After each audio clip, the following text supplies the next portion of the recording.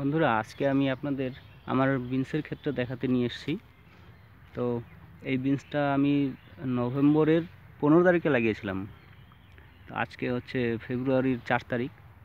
তো এই কয়দিনের মধ্যেই, আড়াই মাসের মধ্যেই বিনস আমি তুলতে শুরু করেছি। এ নিয়ে দ্বিতীয় হারভেস্ট হলো আজকে নিয়ে। তো এই বিনস ক্ষেতটি আমি কি কি যত্ন করেছি আর কি ভ্যারাইটি লাগিয়েছি আমি আপনাদেরকে জানাবো। তো আমার বিনস ক্ষেতটি ঘুরিয়েও দেখাবো কেমন হয়েছে, গ্রোথ কেমন আছে, ফল কেমন হচ্ছে, ফ্রুটিং ফ্লাওয়ারিং কেমন চলছে। তো এই বিনসটা আমি আপনাদের জানাচ্ছি যে 15 তারিখে লাগিয়েছিলাম, নভেম্বরে 15 তারিখে। এটা আমি ট্রান্সপ্লান্ট করেছি। এটা ডাইরেক্ট বীজ আমি দিইনি, অন্য জায়গায় লাগিয়েছিলাম, সেখান থেকে তুলে এনে ট্রান্সপ্লান্ট করেছি নভেম্বরের 15 তারিখে। এটা আমার পুরনো বেড ছিল। এই বেডের মধ্যে আগের বছর ফেব্রুয়ারির দিকে আমি টমেটো লাগিয়েছিলাম। সেই টমেটোর বেডের মধ্যেই আমি এই বিনসটা লাগিয়েছি, পুরনো বেডের মধ্যেই। এই বেডটা আমি ভাঙিনি বা এর মধ্যে কোনো সারও দেইনি, কিছু দেইনি। তো ওর মধ্যেই আমি লাগিয়েছি। ঘাস হয়েছিল, পরিষ্কার করে দিয়ে এর মধ্যেই আমি বিনস গাছগুলো ট্রান্সপ্লান্ট করেছিলাম। এটা হচ্ছে আমাদের লোকাল দার্জিলিংয়ের ভ্যারাইটি। এটাকে দার্জিলিং ভ্যারাইটি বলে। এই বিনসটা খুব ভালো হয়, আর দেখতে ভালো, খেতে খুব সুস্বাদু, আর একদম নরম, মোটা হয়। অন্যান্য বিনসের থেকে, ঝাঁটি বিনসের থেকে একটু মোটা হয়, কিন্তু খুব সুন্দর লম্বা। হ্যাঁ, মোটা হলেও বীজ অনেক দিন পরে হয়, বীজ হয় না সহজে। এর মধ্যে বেশি একটা যত্ন করিনি। স্প্রে দিয়েছি মাত্র তিনটা স্প্রের মধ্যেই 3বারই ফাঙ্গিসাইড দিয়েছি। আর ওর মধ্যে একবার মিডা, একবার একতারা, আরেকবার জাম। এই 3বার 3 রকমের বীজ দিয়েছি। তার মধ্যে পোকা সেরকম লাগেনি গাছের মধ্যে। হ্যাঁ, চলুন দেখাচ্ছি ঘুরি কেমন হয়েছে। গাছের উচ্চতা 5 ফিট পার হয়ে গেছে, কিন্তু এখনও মাচা ভরেনি। ডালপালা আরও হবে, কেবল উঠলো, মাচাতে উঠলো। দেখুন,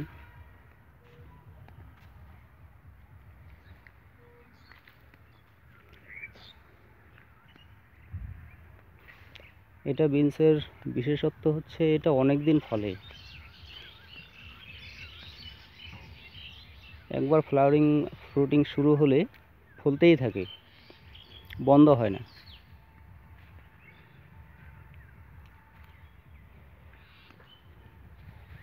দেখুন,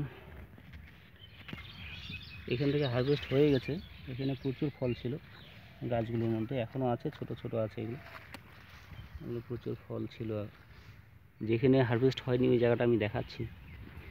বেশি করিনি, মাত্র 3টে লাইন করেছি, লম্বালম্বি 3টে লাইন করেছি।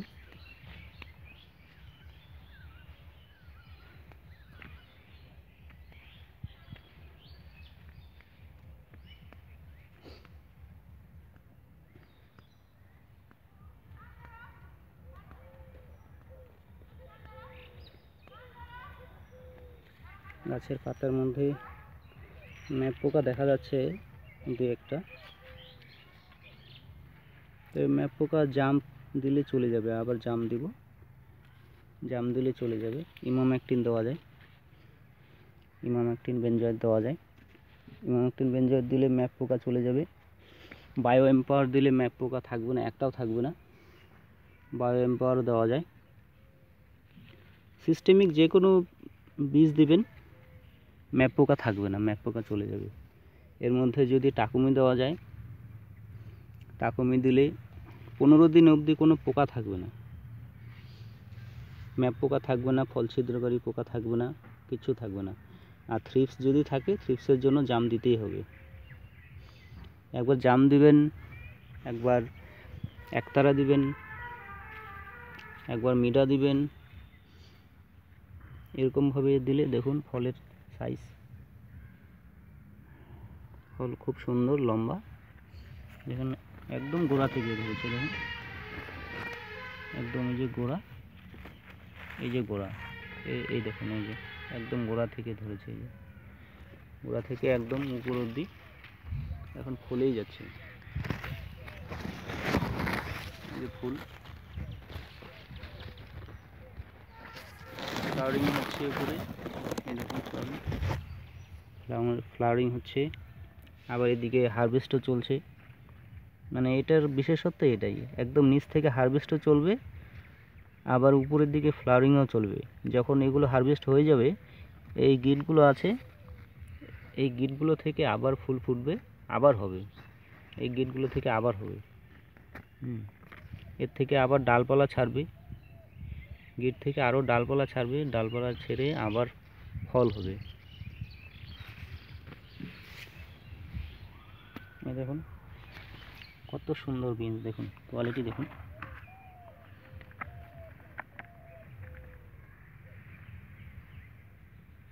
কত সুন্দর।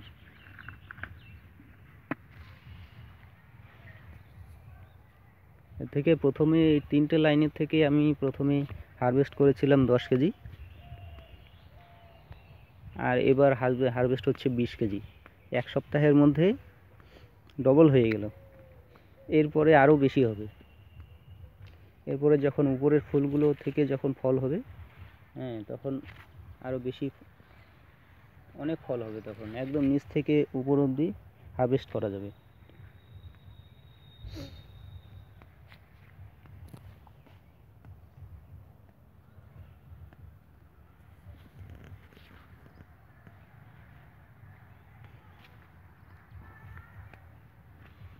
মাচা দেওয়ার জন্য দেখুন আমি কি করেছি,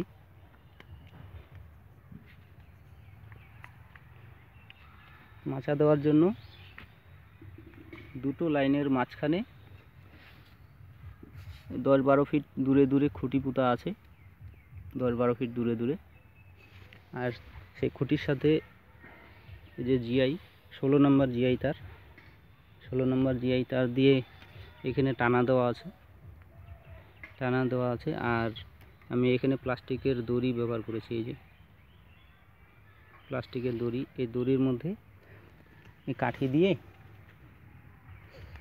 আমার শসা গাছের জন্য যে কাঠি ছিল, বাঁশের যে কাঠিগুলো ছিল, সেই কাঠিগুলো আমি এখানে প্রত্যেকটা গাছের মধ্যে একটা করে কাঠি দিয়েছি, একদম উপরে ওই সুতলির সাথে যে প্লাস্টিকের যে দড়ি, প্লাস্টিকের কালো রঙের যে দড়ি পাওয়া যায় সরু, ওই দড়িটার সাথে বেঁধে দিয়েছি। এভাবে কাঠি দিয়ে দিলে সব থেকে ভালো হয়, লোড নিতে পারে গাছটা হেলে পড়ে যায় না, একদম শক্ত মজবুত থাকবে গাছ। এই ডগাগুলো, এই যে আরও নতুন ডগ ছাড়ছে এই যে নিচের থেকে, এই ডগগুলো উপরে উঠবে, আবার ফল হবে। আমি এখানে সার ব্যবস্থাপনার মধ্যে সেরকম কিছু করিনি, ওই পুরনো বেড ছিল তো, ওটার মধ্যে যে সার তৈরি হয়ে যায়, মালচিং দেওয়া থাকলে একটা বিশেষত্ব আছে, ওই মালচিংয়ের ভিতরে অটোমেটিক গাছের জন্য যে খাবার দরকার, সেটা খাবার ওখানেই তৈরি হয়, বিশেষ করে আর খাবার দেওয়ার দরকার পড়ে না গাছ বড় হওয়ার অবধি। তো এখন দরকার পড়বে, তো এখন তার জন্য আমি এখানে মাটিতে, এখানে জল দিয়ে, এখানে ডিএপি, ইউরিয়া আর পটাশ মিক্স করে দিয়ে দিয়েছি এর মধ্যে। আর এখানে গাছের মধ্যে অনুখাদ্য হিসাবে অ্যাগ্রোমিন গোল্ড দিয়েছি,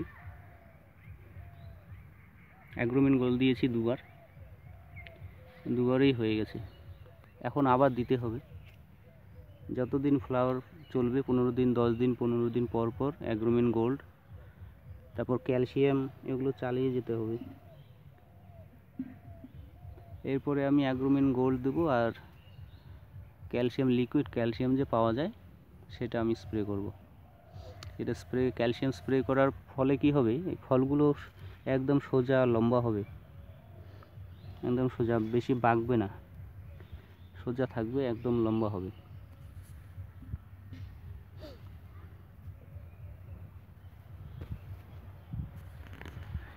আমি এর মধ্যে নতুন কিছুই লাগাইনি, সব পুরনো। এই যে খুঁটিগুলোও পুরনো শশা ক্ষেতের যে খুঁটিগুলো ছিল সেগুলোও পুরনো। এই যে টমেটো গাছ যে ছিল, এই টমেটোর খুঁটিগুলো এখনও আছে, দেখুন। এই যে এখানে যে টমেটো লাগানো ছিল, এই যে টমেটোর খুঁটিগুলো, এই যে টমেটোর খুঁটি, এগুলো দেখুন, খুঁটিগুলো এখনও আছে, খুঁটিগুলো তুলিনি। এই খুঁটিগুলোর মধ্যেই আগে এই দুই লাইন সুতলি দিয়ে এই খুঁটিগুলোর মধ্যেই গাছগুলো আমি বেঁধে দিয়েছিলাম প্রথমে। তারপরে